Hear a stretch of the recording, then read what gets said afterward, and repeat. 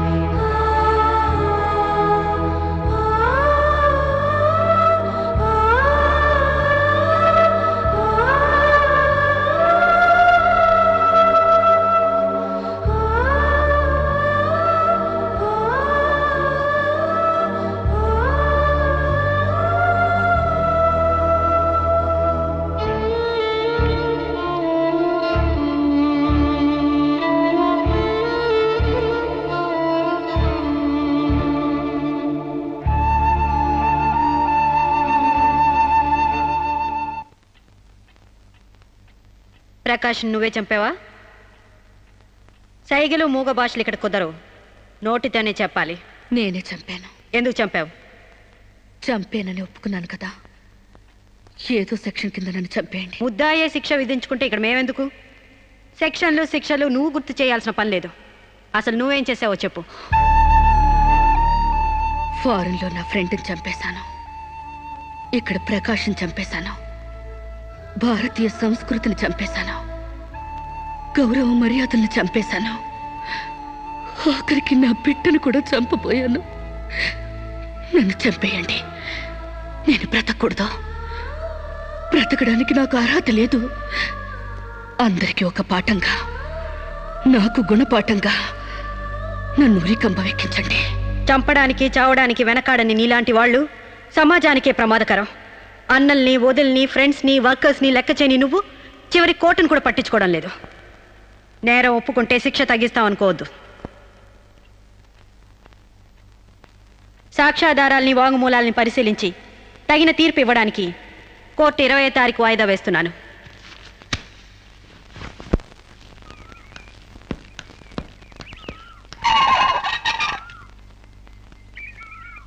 నేను జడ్జ్మెంట్ వాయిదా వేస్తున్నట్టు మీరు జర్నీని అర్జెంట్ చేస్తున్నారా? ఎంతైనా జడ్జ్ భర్త అనిపించారు. మీరు పాఠాలు నేర్పించకపోతే పిల్లలేం ఫెయిల్ అయిపోరు. ఈసారి వారం రోజు సెలవు పెట్టండి, ఓకే? అమ్మా, మీకోసం ఎవరు వచ్చారు. బాయ్.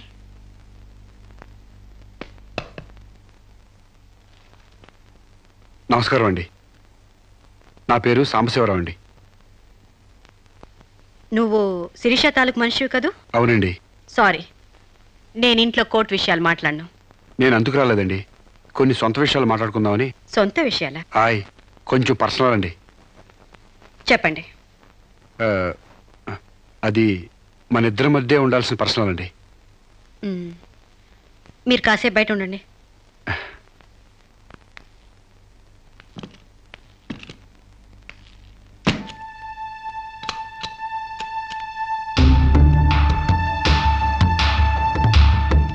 చాలా సీక్రెట్ కదండి, అందుకే తెలిపేశాను. చెప్పు. మీ వారు ఢిల్లీలో ఉంటారంట కదండి? అవును. అక్కడ మీ వారు లీడరో అంట కదండి? University reader. 15 రోజులకోసారి వచ్చి వెళ్తుంటారంట కదండి? ఇవన్నీ నీకెలా తెలుసు? కావాల్సిన వాళ్ళ గురించి ఆ మాత్రం తెలుసుకోలేమంటండి. అమావాస్యకోసారి వచ్చే మీ ఆయన కోసం మీ అందాన్ని అడవి కాసిన వెళ్ళి చేసుకుంటారా? ఆ రోజు కోర్టులో మిమ్మల్ని చూడగానే నా వయసు జిగేలు మంది. మీ ఆయన ఉండరని తెలిసి నా మనసు జాలి పడింది. తేగలాగా మంచి నాజుగ్గా ఉన్నారు. ఎందుకిలా మీ అందాన్ని మగ్గబెట్టుకుంటారు? ఓ పని చేయండి, మీరు నన్ను ఉంచుకోండి, లేకపోతే నేను మిమ్మల్ని ఉంచుకుంటాను. నన్నెవరు అనుకుంటున్నారా? రంభను తలదన్నే మేనకే మీ కాలు మొక్కి అందగత్తివనుకుంటున్నాను. మిస్టర్ సాంబశివరావు, ఆయ్ పండించేది వరి, పుట్టింది ఈస్ట్ గోదావరి.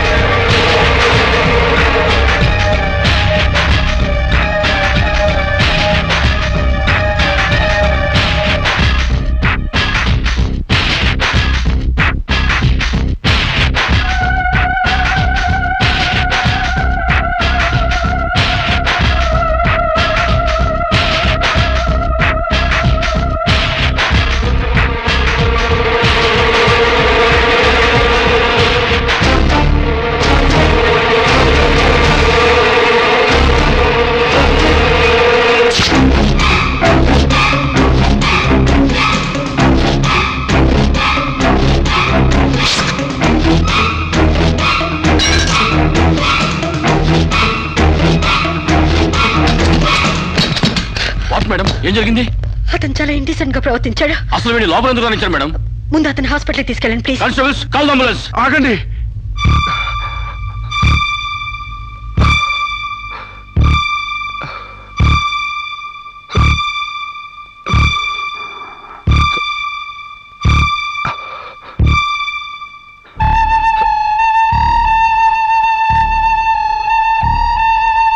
భయపడకండి అమ్మా, మీరు నాకు తల్లి లాంటి వారు.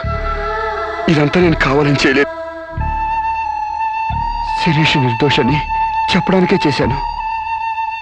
అవునమ్మా, శిరీష్ అమాయకురాలు. నా శిరీష్కి అనుకోలేకపోయినా ఆర్తన ఉంది. మమకారాన్ని అర్థం చేసుకోలేకపోయినా మానవానికి విలువిస్తుంది.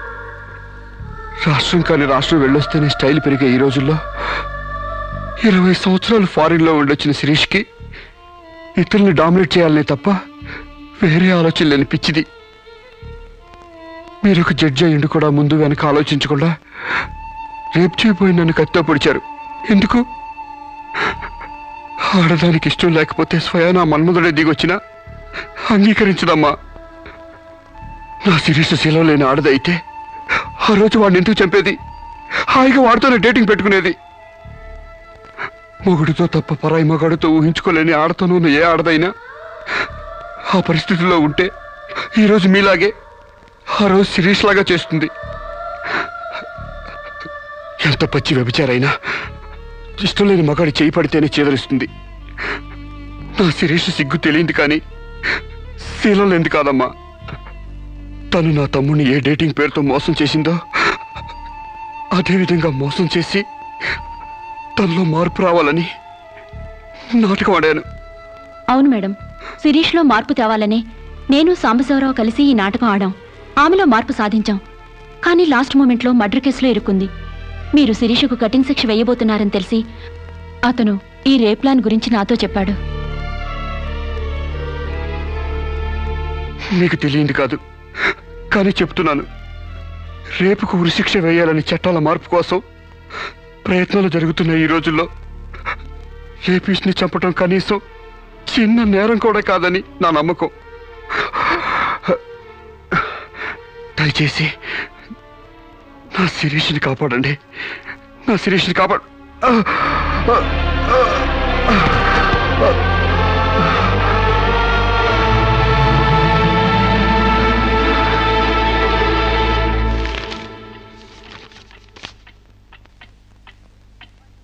మనల్ని కుట్టినా కుట్టకపోయినా చీవని తేలిని పావుని చంపేస్తున్నాం మనకు హాని కలగకూడదని.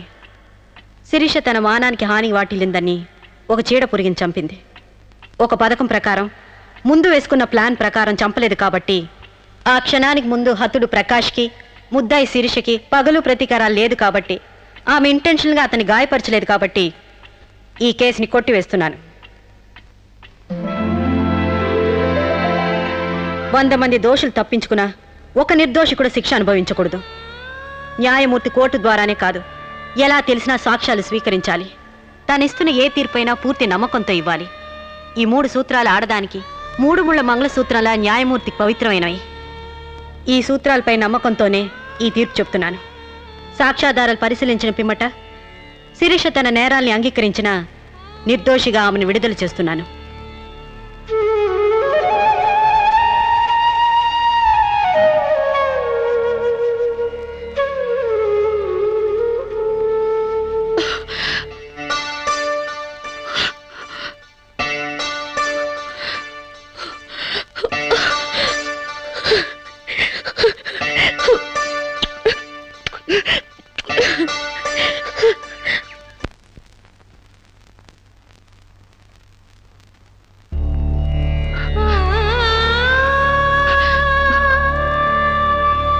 మన సాంప్రదాయాల సంస్కృతుల వాల్యూ తెలుసుకున్నాను. నేను మారిపోయానండి. నన్ను క్షమించండి ప్లీజ్. ఇంతకాలం మేం ప్రయత్నించింది నీలో ఈ మార్పు కోసమే కాని నీ చావు కోసం కాదమ్మా. నువ్వు చిన్నప్పటి నుంచి విదేశాల్లో పెరిగావు కాబట్టి అక్కడ యువతీ యువకుల్లో ఉన్న డేటింగ్ అనే పద్ధతిని ఇక్కడ కూడా అవలంబించాలని చూశావు. కానీ ఈ పవిత్ర భారతదేశంలో వివిధ రకాల మతాలు, కులాలు, భాషలు ఉన్నా ఒక్కొక్క దానికి ఒక్కొక్క రకం కట్టుబాట్లున్నాయి. ఆ కట్టుబాట్లకు అనుగుణంగా మసులుకోబట్టే మేమందరం ఎంతో ఆనందంగా కలిసిమెలిసి బ్రతుకుతున్నాం. కానీ వాటిని నువ్వు అగౌరవపరిచావు, హేళన చేశావు. ఈ దేశాన్ని, ఈ మనుషుల్ని అర్థం చేసుకోలేకపోయావు.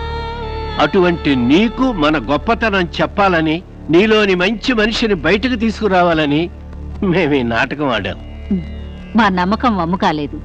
భారతీయ సంస్కృతి సాంప్రదాయం గల అమ్మాయే మా ఇంటి కోడలుగా రావాలనుకున్నావు. అలాగే నువ్వు మా ఇంటి కోడలు అవుతున్నావు. నిజంగానా?